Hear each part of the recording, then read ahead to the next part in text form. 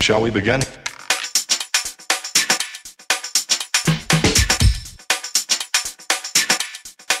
Let's begin now. Hi guys, welcome back to Faithful with a Few. Thank you so much for all of your, I guess, once again, your love and your support. It's been an interesting few weeks and months or whatever, and starting this channel, like I said, was just purely an act of obedience. And so just hearing how you guys have been blessed and encouraged has just really, I don't know, you don't know what you've done to me, like really right into my marrow. It's really kind of touched me. So I praise God for all of the impact and the blessings that it's given you guys, and I just pray that it can continue to do so. So yeah, let's get ourselves started. For those of you who are really snazzy for the sharpest tools in the toolbox, you would have noticed that up on my page I have a banner, and like I said in my introduction video, the banner consists of the keywords that will make up the series. So we have inspire, motivate and encourage. Then we have think, challenge and transform. We have real and equipped, which is mostly going to be about workplace and stuff. And then we have recognize, serve and go, which will be about missions and stuff. So today I am happy to announce that we are launching the Inspire, Motivate and Encourage series. And I guess I might as well just use something that will hopefully motivate and encourage you, which is sharing my Cambridge story. What this isn't going to be, it's not going to be my getting to Cambridge story, because that's a very different story entirely, and I'm going to do a video on that, especially around protecting your vision and how you protect your destiny, so you don't let anybody speak you out of your destiny, you don't let anybody speak you out of your dreams, you don't let anybody speak you out of your place of purpose. So I'm going to do a completely different video about that, because my journey to get to Cambridge was very kind of up and down, and had I listened to the words of men, I would never have gone. So yeah, so no, this video today is going to be about my Cambridge experience, so stay tuned. Start off by telling you a little bit about Cambridge in general, just what it's like for those of you who may or you may not know. So Cambridge is in the university, is a collegiate university, so that means it's made up of colleges. So it's actually made up of 31 different colleges, 27 of them I think are undergraduate colleges, and then 4 of them are mature colleges, but don't quote me on that just in case I'm wrong. But I went to Peterhouse, and Peterhouse is the oldest and the smallest college in Cambridge, so on average it has about 250, 300 undergraduates, and then grads and stuff, but I don't know. And it was founded in 1284 by the Bishop of Ely. So traditionally it's normally known as the most Tory and gay and most like conservative type college, but I think it's probably shifted that stereotype to some extent now. Because Peterhouse is really small, it's such a lovely place to be. I loved, in case you don't know, I loved my university experience, and I loved the fact that I was at Cambridge, because it was a very different kind of bubble to be in. I think if you go to bigger universities, you probably have a very different experience to a collegiate experience. So I guess people at Harvard in particular, they'll probably know what it feels like, because Harvard is also collegiate as well. So you have houses or small colleges, and it's almost like you have a world within a world. And that's what Peterhouse was for me. Peterhouse was a home within a home. We had the most amazing staff. So all of my other friends, they would go to different colleges, especially the bigger ones like Wolfson and King's and Jesus. Yes, there's a college there called Jesus, Trinity. And whenever they would come and see me at Peterhouse, they would always say how lovely our staff were. You get that when you have small people, are much more homely, they look after you much. So shout outs to all the porters. Porters are basically, I don't know, I guess, I don't know how to describe them without being offensive, but potentially they kind of like take care of everything and everyone. So they do a bit of welfare, they help you out with like if you're lost, you need somewhere to go, they'll help you out at the post, a bit of first aid, like they're just everything to everyone, and they're probably your first port of call. When you come to Cambridge, they're the ones that you get to know first, they're the ones that know you by name, and they're the ones that you would always spend your time with. So I spent all of my time in the Plodge. Plodge is short for Porter's Lodge, but I could literally go in there to pick up a parcel, and I'll be there for like 2 hours.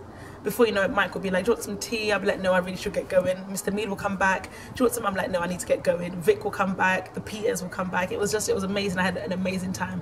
And they're all men actually, normally ex-servicemen, which is quite an interesting trend. But yeah, I think some colleges had a female porter. There was a college, was it Churchill? They had a female porter, but she had nothing on my Peterhouse, guys. We also had a really nice grounds as well. So for instance, in Cambridge, it's not uncommon, and you probably know that you can't walk on the grass, just because we just can't. The fellows can, so that's like the lecturers and supervisors, but the rest of us can't walk on the grass, so you always have to walk round court. You could walk on the grass, which was quite weird, but yeah. We had really beautiful grass, really beautiful gardens, really lovely library, beautiful chapel with really lovely stained glass in Peterhouse. Amazing staff. I think the staff are probably one of my most favourite things about Peathouse in particular. So you had people like Kev and Sue in the kitchens, you had people like Sam and Ben in the bar who would always hook me up on my J2O. In fact, actually, at Cambridge I discovered a lot of foods like dauphinoise potatoes. I tried all types of things like beef Wellington. Like, I don't know, I had so many kind of different culinary experiences at Cambridge. It was actually amazing. Shout out to Dr. P, he was our director of studies in my third year. Shout out to Dr. Ryan, he was my director of studies in my first and second year. And I don't know, just a really amazing place to be, and really, really amazing. And I don't regret it. I love that I went to Cambridge. It was just an amazing experience, and I learned a lot. I came to Cambridge one way and I left another way, which was absolutely amazing. And so actually, while I'm here, I think for all of us, sometimes we underestimate the importance of university. So for those of you who haven't gone and you're looking to go to university, I'll definitely say take the time to pray and think and meditate on the kind of university you go to, because different universities will give you different experiences.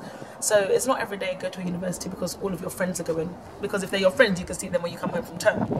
But really pick a university. I think university is one of the places where you just really develop the most, and you can look back and say, oh, it's just 3 or 4 years, whereas compared to something like school, you were in school for 5 years, or something like college, you're in school for, in college for like 2 or 3 years, or even primary school, you were there for what, 5 years? But university has probably one of the biggest developmental impacts on your life, because that's where you learn about yourself. You learn about, I don't know, other people and how you relate to them. Chances are you live in halls, you live in a kind of shared accommodation, so you learn how to live with other people. You learn independence, because it's not every day mum cooking your food, it's not every day dad washing your clothes. Sometimes you do it yourself. So you learn a lot about yourself. On an educational basis, you learn so much about your chosen subject that even if, for instance, and it's not uncommon, a lot of people go to university and then they study something they don't like and they change their mind. It's still not an experience wasted. You study something, and even if it's just one subtopic within a topic, within a topic, within a paper, within a degree, that you go away loving and enjoying, there's at least one thing in this world that you'll be an expert on. So don't knock university. So for those of you who haven't gone, I would definitely beseech you and implore you to really, really take time to think about the university that you go to. Because I'm not going to lie, like as a Cambridge graduate, and all of my other friends from Cambridge will tell you, the university you go to, unfortunately enough, in this kind of world, it does open doors for you. And so when people hear that I went to Cambridge, it's like, I guess many people say that I'm not typical Cambridge, which, to be honest, people say I'm not a typical Christian. People say I'm not a typical 24-year-old. So I don't even know. Maybe I'm not typical. It's not every day be average. Sometimes it's stand out. And as Gracie would say, sometimes you got to stand outside so you can say I'm outstanding. How about that? But yeah, people hear that you go to Cambridge and they'll look at you first and they'll be talking to you, and then you'll start giving them a 1-2 step. You start telling them what it is, and then somehow or another they'll say, oh, where did you study? Or you might mention something and say, oh, did you go to Cambridge? You go, yeah. And all of a sudden that's when they sit up and now they want to treat you like you're a little bit different. It's actually quite interesting. I had a conversation with somebody and they went, oh, you didn't tell me you went to Cambridge. And I went, that doesn't make me any more relevant. And then they looked at me like, and I looked at them like, because is it only because you found out that I went to Cambridge that you now, it makes me more relevant in your book, so you now esteem me to be something more than I am? So it's just like, it's interesting, even the label or the assumption of intelligence that your university will give you. So definitely think about the university that you want to go to. So from an environmental perspective, Cambridge was a very interesting environment to go to university in, and I'll tell you why. Because I was the only black girl, or the only black undergraduate in my college. So out of what, 200, 300, first, second, third and fourth years, I was the only black person there. And when I say black, I don't mean people who are mixed parentage, because when you're mixed parentage, I have a personal opinion that, especially in institutions and especially in the corporate world, people of mixed parentage are oftentimes, I don't know, they have a very different experience to those who are like fully black. So please don't be upset about that, but that's just my opinion. And so I was the only black person. We had a guy who was half English, half Jamaican, but from a cultural perspective it was very different. But I was the only black person in my college, which is why when I started my blog in 2009 or 2010, it was called Black Girl on Campus, because I was the only black girl on campus. It was the weirdest thing. I just was like, what? Like, I was waiting for for Aston Kutcher to jump out of the bushes and say, punked, you've been punked. I was like, where are the black people at? Like, are you seriously telling me I'm the only black person here? I'm not gonna lie, maybe for like a week or 2 weeks, I was thinking, maybe the black people have gone to this conference, they'll be back. Or maybe the black people, they've gone to this meeting, they'll come back. Or maybe the black people are traveling far, so when they come, they'll come here next week. And days went by, weeks went by, months went by, and it was just me. I said, I'm the only black girl in this place. I don't know, it was the craziest thing, and to some extent it made me popular because there's only one of me. It's like, where's that black girl? Oh, there she is. There she go. Oh, there she be. There's only one black girl, so do you know what I mean? And people learn your name very quickly. It was also really weird, and I'll tell you why. Because in this England that we live in, this England, Scotland, and Wales, even, let's call it all together what it is. There are people in this London who have never met a black person, and I didn't know they existed until I went to university. So when I was in Cambridge, people said I was the first black person they ever met. A whole me. I am the first black person you have ever met, and you grew up in this country, you live in this country, you scored in this country. I was like, this is the craziest thing. And of all black people to meet first, you met me. Well, it's a privilege and it's an honor.